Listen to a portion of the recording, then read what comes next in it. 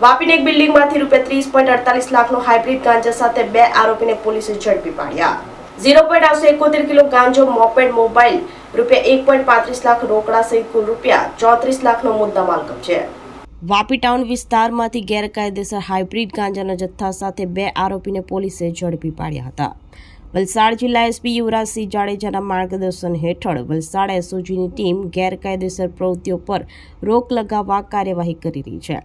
તે દરમિયાન મળેલ બાતમીના આધારે વાપી ટાઉન મચ્છી માર્કેટ પાછળ રાઈસ મિલ સામે સમર્થ પાર્ક બિલ્ડિંગના ફ્લેટમાંથી ગેરકાયદેસર હાઇબ્રિડ ગાંજો 0.871 કિલોગ્રામ જેની કિંમત ₹30.48 લાખનો જથ્થો મળી આવ્યો હતો। પોલીસે સંતોષ પ્રકાશ કનોજિયા રહેવાસી વાપી, મૂળ રહેવાસી યુપી અને દીપેન મનોજ પરિહાર રહેવાસી વાપી, મૂળ રહેવાસી રાજસ્થાનને ઝડપી પાડ્યા હતા અને મોપેડ, મોબાઈલ, ₹1.35 લાખ રોકડા સહિત કુલ ₹34.03 લાખનો મુદ્દા માલ કબજે કરી એનડીપીએસ એક્ટ હેઠળ વાપી ટાઉન પોલીસ મથકે ગુનો નોંધી વધુ તપાસ હાથ ધરી છે। જોકે આરોપી સંતોષ કનોજિયા વિરુદ્ધ અગાઉ વાપી જીઆઈડીસી પોલીસ મથકે પ્રોહિબિશન એક્ટ હેઠળ ગુનો નોંધાયો હતો।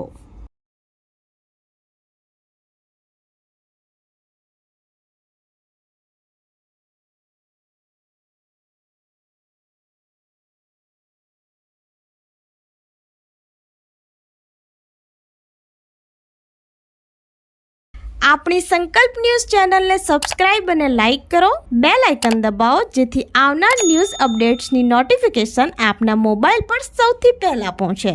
Like, subscribe and share the video.